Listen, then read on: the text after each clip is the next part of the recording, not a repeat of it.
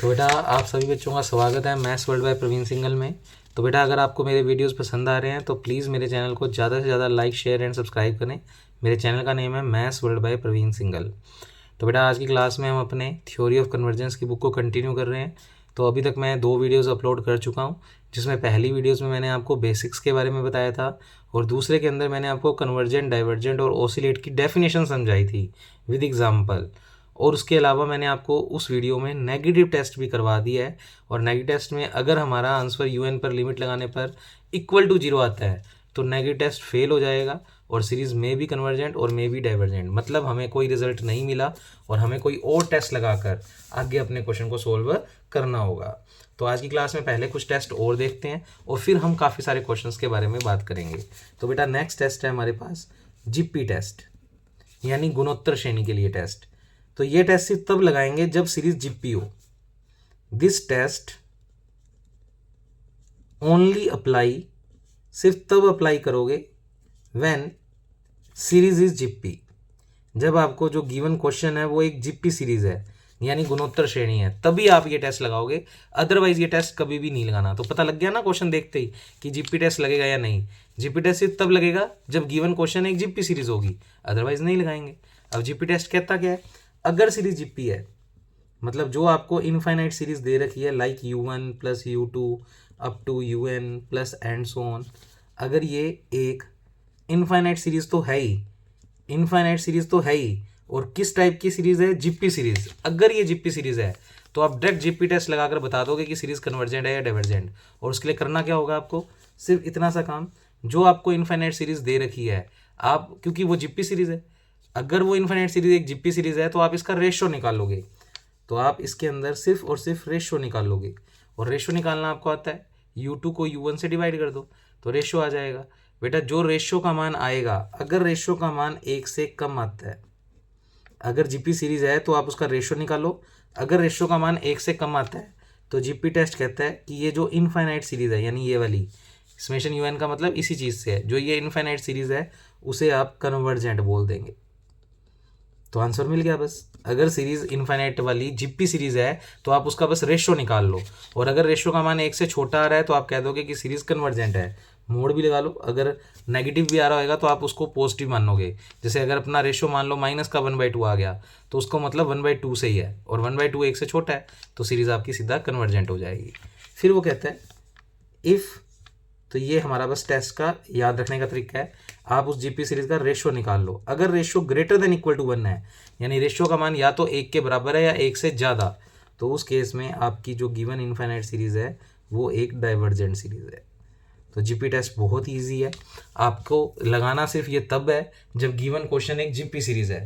अगर वो GP series है तो बस आपको रेशो निकालना है, और अगर उस रेशो का मान 1 से छोटा है तो सीरीज कन्वर्जेंट, और अगर रेशो का मान 1 के बराबर या 1 से ज़्यादा है तो सीरीज आप सीधा कह दोगे डाइवर्जेंट, और क्वेश्चन खत्म। ये टेस्ट सिर्फ जीपी सीरीज के लिए है। अगर सीरीज जीपी नहीं है तो ये टेस्ट कभी लगाना ही नहीं है। दूसरा आपको सीखना है बेटा, इसको 2 नामों से बोलते हैं, या तो पी टेस्ट बोलते हैं इसको, या फिर इसको बोलते हैं hyper harmonic series. Hyper harmonic series बहुत अच्छा टेस्ट है, कई क्वेश्चंस हमारे यूं ही हो जाएंगे अगर ये टेस्ट हमें याद हो गया तो बेटा पी टेस्ट भी बोलते हैं इसको, या इसको बोलते हैं हाइपर हार्मोनिक सीरीज। अब ये क्या चीज़ है? ये कह रहा है कि देखो इनफाइनाइट सीरीज तो क्वेश्चन में दे ही रखी होगी, पर अगर वो इनफाइनाइट सीरीज एक स्पेशल फॉर्म में है, इफ गिवन इनफाइनाइट सीरीज, यानी जो हमें क्वेश्चन पेपर में दिया हुआ है वो अगर एक स्पेशल टाइप की सीरीज है, सारी सीरीज इनफाइनाइट ही होंगी पेपर के अंदर, पर अगर वो इनफाइनाइट सीरीज कुछ इस फॉर्म में है, किस फॉर्म में? इन द फॉर्म ऑफ, जो आपको क्वेश्चन दिया हुआ है इनफाइनाइट सीरीज का, अगर वो एक स्पेशल फॉर्म में है। स्पेशल फॉर्म क्या? 1/n की पावर p। अब इसको एक्सपेंड करो, जहां पर n belongs to natural number है। अब नेचुरल नंबर तुम्हें पता है कहाँ से स्टार्ट होते हैं? प्राकृत संख्याएं 1 से शुरू होती है, तो n का मान 1 रखोगे, तो इसको खोलो थोड़ा, 1/n की वैल्यू 1 रखोगे सबसे पहले, पावर p ही चल रही है। समेशन का मतलब होता है जोड़ना, प्लस फिर n का मान बढ़ाकर 1 से 2 रखोगे, नेचुरल नंबर में 2 भी आता है आपको पता ही है। सारे नेचुरल नंबर रख दो, फिर n का मान 3 रख दो तो ये आएगा, 4 रख दो तो ये आएगा, और नेचुरल नंबर इनफाइनाइट तक होते हैं, तो ये एक इनफाइनाइट सीरीज बन गई।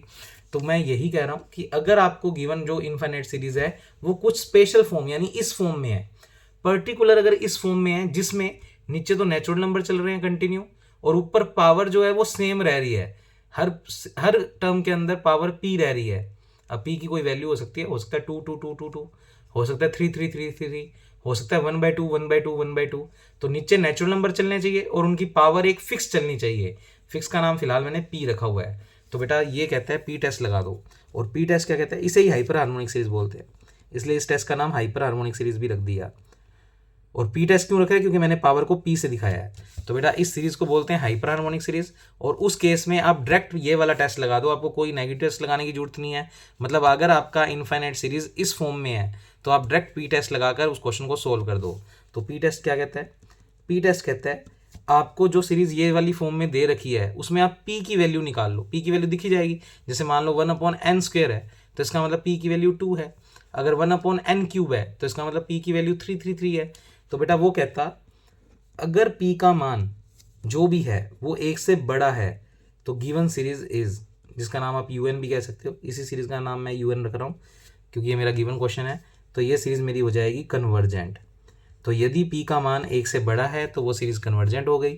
और p टेस्ट कहता है अगर p का मान 1 से छोटा या 1 के बराबर तो उस केस में ये सीरीज जो हो गई वो डाइवर्जेंट। अब आप कहोगे सर ये याद कैसे रहेंगे, तो वो तो बेटा प्रैक्टिस से रहेंगे, एक दो बार पढ़ोगे उसके बेस पे क्वेश्चंस करोगे तो आपको ये सारी बातें अच्छे से रट जाएंगी। तो इनमें कंफ्यूज नहीं होना कि इसमें तो लेस देन 1 पे कन्वर्जेंट था, इसमें ग्रेटर देन 1 पे कन्वर्जेंट है। तो वो तो बेटा टेस्ट हम 10 से 20 क्वेश्चनों में जब लगाएंगे तो हमें याद ही हो जाएंगे। अब आज मैंने स्पेशली आपको 2 स्पेशल टेस्ट सिखाए हैं, और वो 2 स्पेशल टेस्ट स्पेशल क्वेश्चन पे ही लगेंगे, हर एक पे नहीं लगेंगे। नेगेटिव टेस्ट आप हर एक पे लगा सकते हो, वो या तो रिजल्ट दे देगा या फिर फेल हो जाएगा। अगर फेल हो गया तो हम कोई नेक्स्ट टेस्ट लगाएंगे, पर ये टेस्ट लगाने के लिए तो वो उन फॉर्म में होना चाहिए। जैसे ये टेस्ट लगाना है तो गिवन सीरीज जीपी सीरीज ही होनी चाहिए। अगर ये टेस्ट लगाना है तो गिवन सीरीज इस फॉर्मेट में ही होनी चाहिए। अगर इस फॉर्मेट में नहीं है तो पी टेस्ट नहीं लगेगा, ऑब्वियस बात है।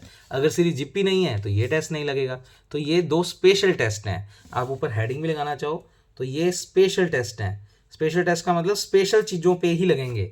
ऐसा नहीं है कि हर क्वेश्चन पे पहले लगाएंगे और फिर कहेंगे ये टेस्ट फेल हो गया। ये फेल नहीं होते, ये तो आंसर देंगे ही देंगे, पर देंगे सिर्फ तभी जब ये उस कंडीशन वाले क्वेश्चनों को ही देखेगा। मतलब अगर सीरीज जीपी है तो ही लगाएंगे, अदरवाइज तो ये लग ही नहीं पाएगा। ऐसी सीरीज अगर इस फॉर्म में है तो ही ये टेस्ट लगेगा, अदरवाइज पी टेस्ट लगेगा ही नहीं। तो इस तरीके से ये 2 स्पेशल टेस्ट हैं जो स्पेशल क्वेश्चंस में ही लगेंगे। हाँ, नेगेटिव टेस्ट आप किसी भी क्वेश्चन लगा सकते हो, चाहे जीपी सीरीज है उस पर भी नेगेटिव टेस्ट लगा दो, वो हाईएस्ट फेल हो जाएगा। फेल हो जाएगा तो फिर हम ध्यान से देखेंगे क्वेश्चन, और हमें अगर ध्यान से देखने पर वो जीपी सीरीज दिखी तो हम जीपी सीरीज लगाकर उसको कर देंगे। तो अब क्वेश्चंस करते हैं। अब आपकी थोड़ी थोड़ी समझ इस चैप्टर में बननी स्टार्ट होएगी। मैं ये नहीं कहूँगा कि आपसे अभी भी चैप्टर हो जाएगा, अभी नहीं होगा। अभी तो हमें बहुत टेस्ट पढ़ने हैं। अगर इन्हीं टेस्टों से काम हो जाता फिर ये चैप्टर तो बड़ा आसान था। तो बेटा अभी हमें बहुत टेस्ट पढ़ने पड़ेंगे। तो मैं सेकंड ए एक्सरसाइज, मतलब सेकंड चैप्टर और उसकी ए एक्सरसाइज करवा रहा हूँ। क्वेश्चन आप पहले यहीं पढ़ लो, क्वेश्चन नहीं लिखेंगे हम। वो कह रहा है नीचे ये इतने सारे क्वेश्चन दिए हुए हैं और उनका एग्जामिन यानी जांच करनी है कि ये सीरीज कन्वर्जेंट है या डाइवर्जेंट। यानी हमें चेक करना है इनमें से कौन सी सीरीज कन्वर्जेंट है और कौन सी डाइवर्जेंट। तो हम 1 बाय 1 स्टार्ट करते हैं। पहला क्वेश्चन बुला रहा हूँ। तो फर्स्ट क्वेश्चन है 1/1² + 1/2² + 1/3²। और फिर मैं इसको चेक करता हूँ कि ये कन्वर्जेंट है या डाइवर्जेंट। तो क्वेश्चन आपने देख लिया होगा। Question number 1, English medium Hindi medium में हो सकता है आगे पीछे हो, तो अपने क्वेश्चन देख लिया और मैं पूरा ही लिख रहा हूँ, तो कोई दिक्कत वाली बात नहीं है। अब बेटा क्वेश्चन है 1/1², 2² 3² एंड सो ऑन। और इस सीरीज को चेक करना है कि ये कन्वर्जेंट है या डाइवर्जेंट। अब देखो इसकी एन टर्म नहीं दी हुई, तो आप चाहो तो पहले एन टर्म निकाल लो। अब एन टर्म निकालने के लिए मैंने आपको प्रोसीजर बता दिया। हालांकि कई बच्चों के मन में आ रहा होगा कि सर ये तो पी सीरीज ही है तो पी टेस्ट लगा दो। बिल्कुल लगा दो, वही तो मैं कह रहा हूँ कि एक क्वेश्चन को करने के बहुत सारे तरीके हैं, हमें कोई रटने की जरूरत नहीं है।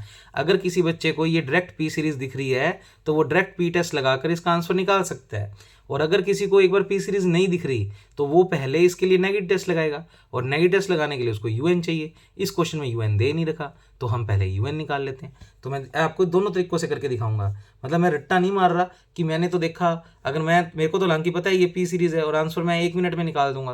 पर जिन बच्चों को ये पी सीरीज नहीं दिख रही वो तो पैटर्न पे चलेंगे, और पैटर्न पे आप पहले एन टेस्ट लगाने की कोशिश करोगे। तो लगा के देखो, हो सकता है नेगेटिव टेस्ट भी आंसर आ जाए। तो एक क्वेश्चन 2 से 3 टेस्टों से भी हो जाता है, बिल्कुल हो जाता है। तो हमें किसी क्वेश्चन में रट्टा नहीं मारना और ज़बरदस्ती भी नहीं होगी। ये नहीं है कि मैं इस क्वेश्चन में धक्के से एन टेस्ट अगर लग भी रहा नहीं होगा तो भी लगा दूंगा, तो वो गलत ही होएगा। आपका टेस्ट लग रहा है तो ही आप लगाओगे। तो नेगेटिव टेस्ट तो आप हर सीरीज पे लगा सकते हो, वो ज़्यादा फेल हो जाएगा तो फिर आप कोई और टेस्ट ट्राई करोगे। जैसे इस क्वेश्चन में देखते हैं, तो सबसे पहले इसका यूएन देखते हैं। तो बेटा यूएन के लिए पहले आप देखो ध्यान से, सभी में डिवाइड का निशान आ रहा है तो डिवाइड का निशान लगा दिया। ऊपर सभी में 1 1 1 है। अब अगर ऊपर सभी में 1 1 है तो एन टर्म में भी 1 नहीं होगा भाई। पहली टर्म में भी 1 है, दूसरी में 1 है, तीसरी में 1 है, तो एन टर्म में भी 1 नहीं होगा। नीचे ध्यान से देखो 1 2 3, और अभी अभी पिछली वीडियो में हमने सोल्व भी किया था। 1 2 3 का मतलब एपी सीरीज है, इसका कॉमन डिफरेंस 1 आ रहा है। अब उसके थ्रू सोल्व करोगे तो एन टर्म एन आएगी। कल की वीडियो में सिखा रखा है, इसलिए टाइम वेस्ट नहीं करता। तो 1 2 3 पे जब आप ये फॉर्मूला लगाओगे a plus n minus 1 into d, d की वैल्यू 1 रख देना, ए की वैल्यू भी 1 है, आफ्टर सोल्व एन आएगा। तो बेटा आ गया एन। अब पावर में देखो 2 2 2, अगर हर टर्म में ही पावर 2 है, बढ़ नहीं रही, इसमें भी 2 है, इसमें भी 2 है, इसमें भी 2 है, तो nth टर्म में भी 2 आएगा। तो बेटा मैं उम्मीद करता हूँ आपको कि इस क्वेश्चन का यूएन तो आपको समझ आ गया होगा। अब अगर यूएन समझ आ गया तो आप सबसे पहले वही एन टेस्ट लगाओगे। आपने तो अगर रट्टा मार रखा है टेस्टों का, तो पहले नंबर पे आपको एन टेस्ट ही लगाना है। फेल हो जाएगा और क्या है, ज़्यादा लिमिट लगा दो n tendings to infinity. N test कहता है यूएन निकालने के बाद उसके ऊपर लिमिट लगा दो एन टेंडिंग्स टू इन्फिनिटी। तो मैंने लगा दी दोनों तरफ।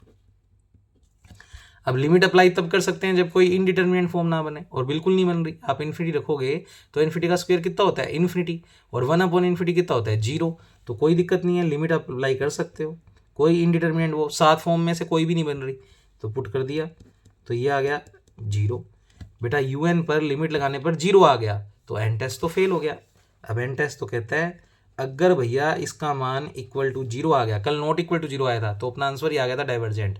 अब अगर इसका मान इक्वल टू 0 आ गया तो एन टेस्ट कहता है जो गिवन सीरीज है वो मे बी कन्वर्जेंट और मे बी डाइवर्जेंट, यानी उसने हमें आंसर नहीं दिया, यानी हमारा क्वेश्चन अभी वैसे का वैसा पड़ा है। हमें नहीं पता कि ये सीरीज़ कन्वर्जेंट होगी या डाइवर्जेंट, क्योंकि एन टेस्ट तो फेल हो गया। अब एन टेस्ट फेल हो गया तो मुझे नेक्स्ट टेस्ट जीपी सीरीज सोचनी है, पर जीपी सीरीज तो ये है नहीं। आप इसका रेशो निकाल के देखो बेटा, ये 2 का स्क्वायर का मतलब 4 है, तो 1/4 को 1/1 से डिवाइड करोगे तो 1/4 आएगा, और ये है 1/9 और ये है 1/4, वो डिवाइड करोगे तो 1/4 तो नहीं आएगा। इसका मतलब रेशो तो सेम नहीं है, तो ये जीपी सीरीज तो नहीं है। अब आप ध्यान से देखो, कहीं ये पी सीरीज तो नहीं है। हो सकता था कि ये पी सीरीज भी ना होती, तो फिर आगे और भी टेस्ट है, वो हम 1/1 जब बढ़ेंगे आगे तब आपको सारी समझ आती रहेगी कि हाँ ये ना तो जीपी सीरीज का टेस्ट लग रहा, ना पी टेस्ट लग रहा, और एन टेस्ट फेल हो गया। तो नेक्स्ट टेस्ट हम जो लगाएंगे वो लगाएंगे पीसीटी, प्रैक्टिकल कंपैरिजन। वो आपको कल की वीडियो में सिखाएंगे, एक बार आप अपनी समझ बनाते जाओ। तो फिलहाल ये जीपी सीरीज नहीं है। अब मैं अगले पे गया, मैंने देखा ये पी सीरीज तो ना हो कहीं, और ध्यान से देखो ये पी सीरीज है। बेटा पी सीरीज की स्ट्रक्चर देखो, ऊपर ही लिखी हुई है 1/1, 1/2, 1/3, 1/1, 1/2, 1/3, और ऊपर एक ही जैसी पावर चलनी चाहिए। तो बेटा यहाँ पर एक जैसी पावर ही चल रही है 2 2 2। तो आप अगर इसको यानी इस सीरीज़ को 1/n की पावर p से कंपैरिजन करोगे तो आपको p की वैल्यू दिख रही है 2। ये जो पावर है वही p का मान है। तो बेटा इस क्वेश्चन में p का मान कितना है, 2। तो आप पहले क्या लिखोगे, आप कहोगे हेयर जो हमें सीरीज दे रखी है 1/1 square, 2 square, 3 square is P series. ये तो बिल्कुल एक हाइपर हार्मोनिक यानी पी सीरीज है। तो आप इस सीरीज को कंपैरिजन कर दोगे 1/n की पावर p। सीरीज आप इधर वाली तरफ लिख लो जो आपको क्वेश्चन दे रखा है, और उसको आप कंपैरिजन कर दो इस चीज़ से। तो n की वैल्यू तो 1 2 3 ये हो गई, और p का मान का मतलब पावर, पावर सभी में क्या दिख रही है 2 2 2। तो आप यहाँ पर कह सकते हो हेयर कंपैरिजन करने पर p का मान पता लग गया 2।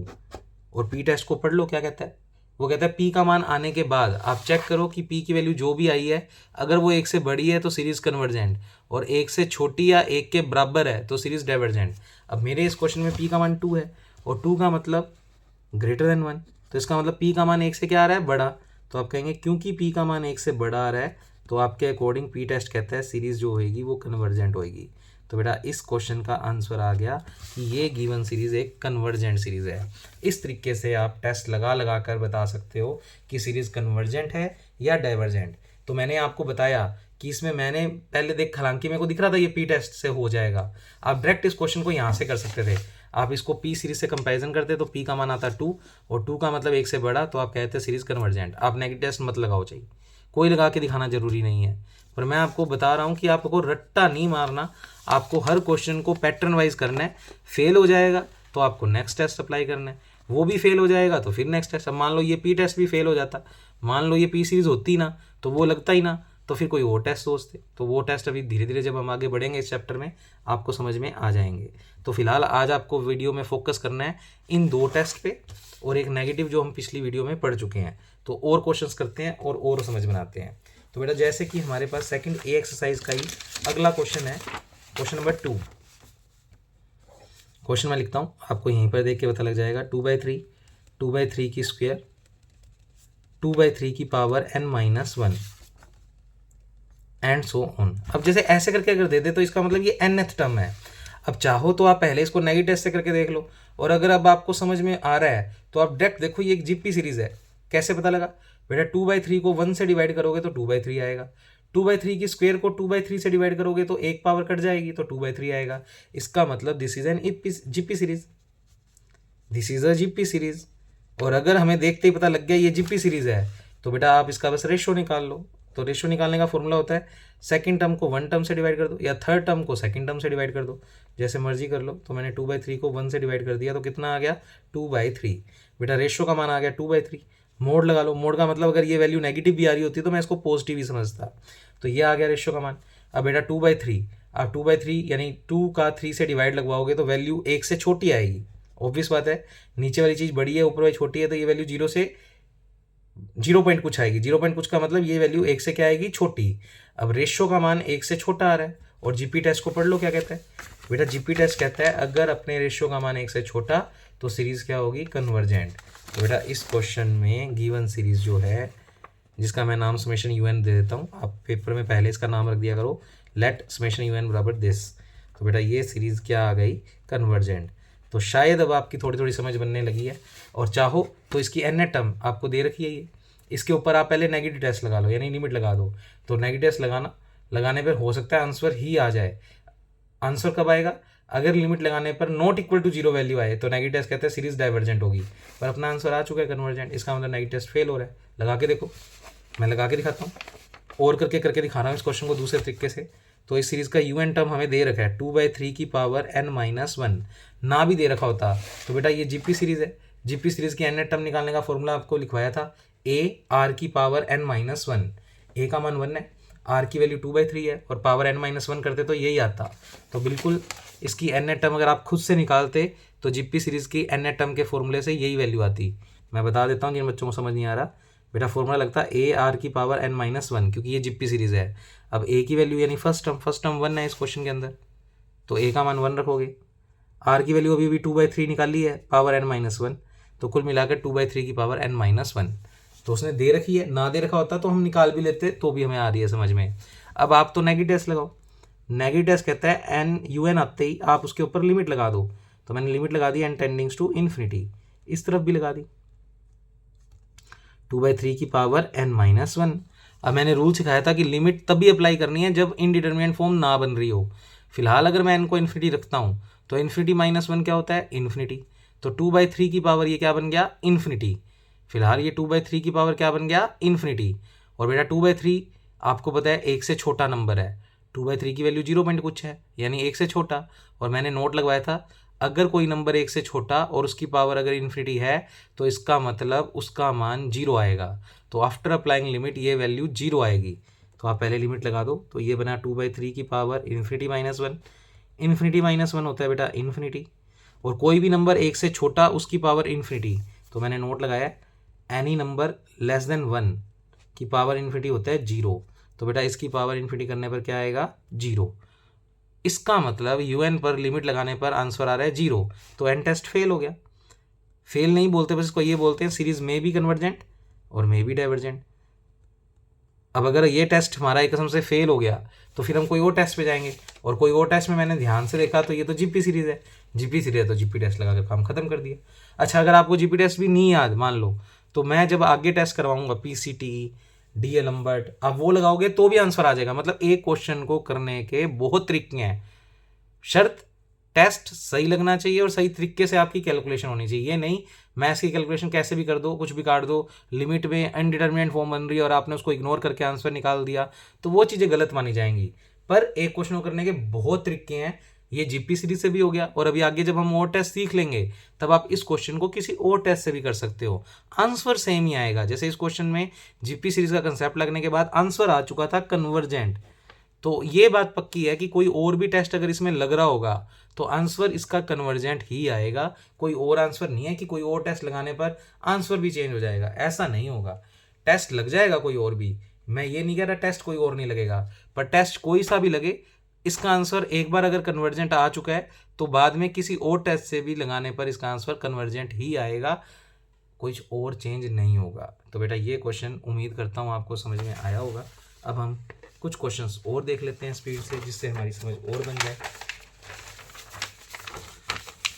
जैसे कि मैं आपको इसका एक एग्जांपल दिखाता हूँ बेटा, वो भी बड़ा अच्छा और इम्पोर्टेंट एग्जांपल है, बस मिल जाए टाइम से तो फिर बात बन जाए।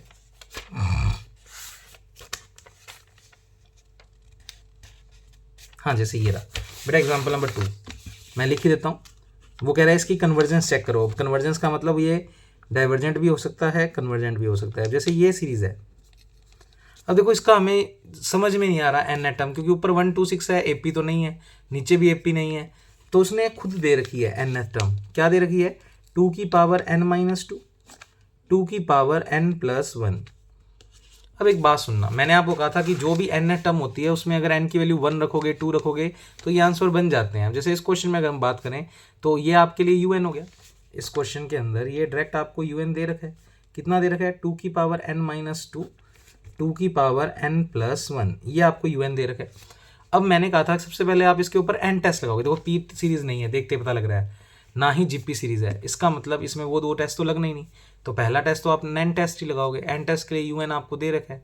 अब एन टेस्ट लगाना है। अच्छा, मैं एक बात बता रहा था आपको, वो बात ध्यान से सुनना, क्योंकि आगे ये कंसेप्ट की जरूरत पड़ेगी।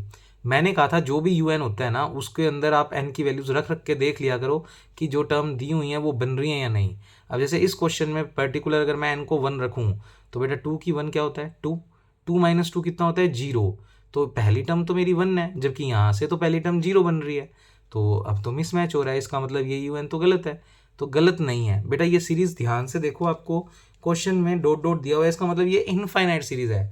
अब मेरे को एक बात बताओ, समुंदर होता है, समुंदर में से अगर आप 10 बाल्टी पानी निकाल भी लोगे तो क्या समुंदर के लेवल पे कोई फ़र्क पड़ेगा? तो आपका आंसर होगा नहीं, कोई लेवल पे फ़र्क नहीं पड़ेगा। आपके लिए अभी भी उसका मेजरमेंट उतना ही रहेगा, क्योंकि समुंदर में 10-20 बाल्टियाँ निकल भी गई तो बेटा पानी पे कोई ज़्यादा इफेक्ट नहीं आएगा। वैसे ये कितनी सीरीज़ है? इनफाइनाइट टर्म्स की सीरीज़। अगर इनफाइनाइट टर्म्स की सीरीज़ है तो कोई एक आधी टर्म अगर आप निकाल भी दोगे तो उससे कोई फ़र्क नहीं पड़ेगा। तो आगे जैसे जैसे इस चैप्टर में हम आगे बढ़ेंगे तो nth टर्म निकालने के लिए हो सकता है मैं गिवन सीरीज़ में से 1 या 2 टर्म छोड़ दूं, क्योंकि उनकी वजह से पैटर्न नहीं बन रहा होगा। तो अगर हम मान लो ये टर्म छोड़ देते हैं तो आगे हमें कहीं ना कहीं कुछ पैटर्न दिखने लग जाएगा और उसके अकॉर्डिंग हम फिर उस सीरीज़ का यूएन निकाल पाएंगे। तो मेरे कहने का मतलब है आगे वाले क्वेश्चंस में मैं कभी कभी यूएन निकालते वक्त कुछ एक आधी टर्म्स को नेगलेक्ट कर दूंगा, क्योंकि इनफाइनाइट सीरीज़ है, 1-2 टर्म्स को निकाल देंगे तो उससे कोई फ़र्क नहीं पड़ता, क्योंकि वो हमारे पैटर्न में दिक्कत क्रिएट कर रहे थे। अब जैसे आगे वाली टर्म्स बन रही हैं सही तरीके से, जैसे n का मान 2 रखो, तो बेटा n का मान अगर 2 रखोगे तो ये 4 बनेगा। 4 - 2 कितना होता है? 2। ऐसे n को 2 रखेंगे तो 2 का स्क्वायर 4, 4 + 1 कितना हो गया? 5, बिल्कुल बन रहा है। n का मान 3 रखो, ये वाली टर्म बन जाएगी। तो इसका मतलब इसमें ये टर्म को नेगलेक्ट किया गया है। तो एक तो मैंने एग्जाम्पल इसलिए करवाया था। अब आगे इसको सोल्व करते हैं। आप तो अपना बेसिक चलाओ, आप इसके ऊपर एन टेस्ट लगा दो। एन टेस्ट कहता है आप इसके ऊपर लिमिट लगा दो दोनों तरफ, तो इस तरफ भी लिमिट लगा दी। अब लिमिट तो लगा दी, पहले चेक करनी है कि लिमिट अप्लाई कर सकते हैं या नहीं। कब नहीं कर सकते? जब 7 में से इनडिटरमिनेट फॉर्म में से कोई बन रही हो। तो आप अगर मन नहीं मन पहले एन को रख के देखा करो। एन को अगर इन्फिनिटी रखते हो तो बेटा 2 की इन्फिनिटी, अगर कोई नंबर 1 से बड़ा और उसकी पावर इन्फिनिटी तो इन्फिनिटी, तो 2 की इन्फिनिटी तो आएगा इन्फिनिटी। इन्फिनिटी -2 इन्फिनिटी, तो ऊपर तो आ रहा है आफ्टर अप्लाइंग लिमिट इन्फिनिटी, और नीचे एन को इन्फिनिटी रखेंगे तो 2 की इन्फिनिटी इन्फिनिटी, इन्फिनिटी +1 इन्फिनिटी। इसका मतलब बेटा ये तो एक अनिर्धारित रूप बन रहा है, वो भी इन्फिनिटी बाय इन्फिनिटी फॉर्म। तो अभी तो लिमिट अप्लाई नहीं कर सकते। और मैंने आपको कंसेप्ट बताया था, जब भी ये फॉर्म बन रही हो तो जो स्टेप इन्फिनिटी बना रहा है उसको कॉमन ले लिया करो। इन्फिनिटी ये बना रहा है तो इसको कॉमन ले लो। हमेशा n की मैक्सिमम पावर कॉमन लेते हैं, आज पावर तो है नहीं, तो इसका मतलब वो टर्म कॉमन ले लो जो इन्फिनिटी बना रही है, तो 2 की n कॉमन ले लो। अब 2 की n अगर इसमें से कॉमन लोगे तो ये बन गया 1, और यहाँ से 2 की n कॉमन लोगे तो कहने का मतलब 2 की n को नीचे भेज दो ऐसे, क्योंकि इसके पास 2 की n था नहीं। ऐसे नीचे से भी 2 की n कॉमन ले लो क्योंकि वो इन्फिनिटी बना रहा था, तो ये बन गया 1, और इसके पास है नहीं तो इसका मतलब 2 की पावर n ऐसे चला जाएगा। अब ये 2 की n से 2 की n कैंसिल आउट हो गया। अब लिमिट अप्लाई करो तो बेटा n को इन्फिनिटी रखोगे तो 2 की इन्फिनिटी क्या हो गया, इन्फिनिटी, और 2 अपॉन इन्फिनिटी कितना हो गया, 0। तो मैं आपको ऐसे रख के दिखा देता हूँ कि मैंने लिमिट अप्लाई कर दी, इधर नीचे भी कर दी, 1 + 1 अपॉन 2 की पावर इन्फिनिटी। अब इसको देखें तो 2 की इन्फिनिटी पहले होता है बेटा इन्फिनिटी, ऐसे ही नीचे अगर मैं बात करूं तो 2 की इन्फिनिटी कितना होता है, इन्फिनिटी, और किसी के अपॉन में इन्फिनिटी 0, तो बेटा ये आ गया 1 - 0, और नीचे आ गया 1 + 0, ओवरऑल 1/1 यानी 1। बेटा 1 आने का मतलब इसकी LHS चल रही थी limit n tendings to infinity UN, और इसका मान सोल्व करने पर 1 आ गया। 1 का मतलब नॉट इक्वल टू 0, और n टेस्ट कहता है अगर मेरे पे n लिमिट टेंडिंग्स टू इन्फिनिटी लगाने पर वैल्यू नॉट इक्वल टू 0 आए तो आपकी गिवन सीरीज जो होती है वो डाइवर्जेंट होती है। तो इस क्वेश्चन में n टेस्ट पास हो गया और उसने आंसर भी दे दिया कि सीरीज डाइवर्जेंट है। तो इस तरीके से आप n टेस्ट लगाकर इस क्वेश्चन को कंप्लीट कर दोगे। अब सुनो आपका होमवर्क। तो बेटा ये होमवर्क आपको करना ही करना है, तो मैं आपको दिखा रहा हूँ वीडियो के अंदर। ये सेकंड A एक्सरसाइज है, जिन बच्चों में बुक्स नहीं है उसके लिए मैंने आपको पहले ही दिखा दिया। आपको क्वेश्चन नंबर 1 और 2 मैंने करवा दिया है, आपको क्वेश्चन नंबर 3 करना है। बिल्कुल n टेस्ट से हो जाएगा, आराम से लगाना। ये आपकी nth टर्म है, और इसमें जब हम लिमिट लगाएंगे n टेंडिंग्स टू इन्फिनिटी, तो जो टर्म n बना रही है पहले a का अंदर मल्टीप्लाई कर लेना, फिर इन्फिनिटी बाई इन्फिनिटी फॉर्म बनेगी, और जो स्टेप इन्फिनिटी बना रहा होगा उसको आप कॉमन ले लेना, तो वो कट जाएगा, और फिर लिमिट अप्लाई करना, तो आपका आंसर आ जाएगा नॉट इक्वल टू 0, और सीरीज आ जाएगी डाइवर्जेंट। आप चेक कर लेना, ये क्वेश्चन n टेस्ट से हो जाएगा। फिर मैं क्वेश्चन नंबर 4 की बात कर रहा हूँ, वो भी आपसे हो जाएगा। इसका भी UN आपको दे रखा है, पर हम एक बार सोचते हैं ये नहीं दे रखा। अगर नहीं दे रखा तो सोचो क्या आएगा बेटा, ऊपर 1 1 1 आ रहा है तो n टर्म में ऊपर 1 आएगा, देखो 1 लिखा हुआ है। फिर सभी में डिवाइड का साइन है तो डिवाइड का साइन आ गया। अब यहाँ ध्यान से देखो, इसको ये मैं समझना 1.2 2.3 नहीं, ये मल्टीप्लाई का साइन है, और मल्टीप्लाई करना नहीं है। जिस क्वेश्चन को जिस फॉर्मेट में दे रखा है आपको वैसे का वैसा ही फॉर्मेट रखना है। तो बेटा ध्यान से देखो, 1 फिर 2 फिर 3, तो 1 2 3 की n टर्म क्या होती है, n। आपको अभी 2 एग्जाम्पल करवाए थे, उसमें भी 1 2 3 था, तो n टर्म में n आया था। फिर देखो मल्टीप्लाई का साइन, तो हमने मल्टीप्लाई का साइन लगाना है, यहाँ पर मल्टीप्लाई का साइन लगा लेना। फिर 2 3 4, अब देखो खुद सोचो, 1 2 3 होती है तो उसकी n टर्म की बात करते हैं तो n आता है। तो अगर सीरीज 1 की जगह 2 से शुरू हो रही है तो एक बढ़ गया, तो n टर्म में क्या आएगा, n + 1। तो 2 3 4 से शुरू होने वाली सीरीज की n टर्म होती है n + 1। तो बेटा उसने 2 3 4 के लिए लिखा n + 1। हालांकि इस क्वेश्चन में UN दे रखा था, पर आगे इसी टाइप के क्वेश्चन आने वाले हैं, इसलिए मैंने आपको इसका UN निकालना सिखा दिया। अब आप इसके ऊपर लगाना बेटा n टेस्ट लगाओगे, वैल्यू नॉट इक्वल टू 0 आएगी और सीरीज डाइवर्जेंट आ जाएगी। चेक कर लेना, हो सकता है फेल हो जाए, पर मेरे हिसाब से शायद ये पास हो जाएगा और आंसर आ जाएगा। तो बेटा इस तरीके से आप ये 4 क्वेश्चन, जिसमें से 2 मैंने करवा दिए हैं, ये 2 आपका होमवर्क है। ये नहीं करना, ये ओसिलेट सीरीज का है। जब हम ई एक्सरसाइज करेंगे, ये तो ए है, ई एक्सरसाइज पे जब आएंगे तब उसमें इसी टाइप के क्वेश्चन है, तब आपसे ये क्वेश्चन खुद से हो जाएगा, इसलिए इस क्वेश्चन को एक बार स्किप करेंगे। ये हमारा ए एक्सरसाइज कंप्लीट हो गया बेटा आज की वीडियो में। कल हम पढ़ेंगे PCT, उसके बेस पे हमारी बी एक्सरसाइज बढ़िया तरीके से निकल जाएगी। तो ए और बी 2 एक्सरसाइज हो जाएगी, और सेक्शन बी में 4 मार्क्स का क्वेश्चन इन 2 एक्सरसाइज में से आ जाता है। तो ओके, थैंक यू क्लास।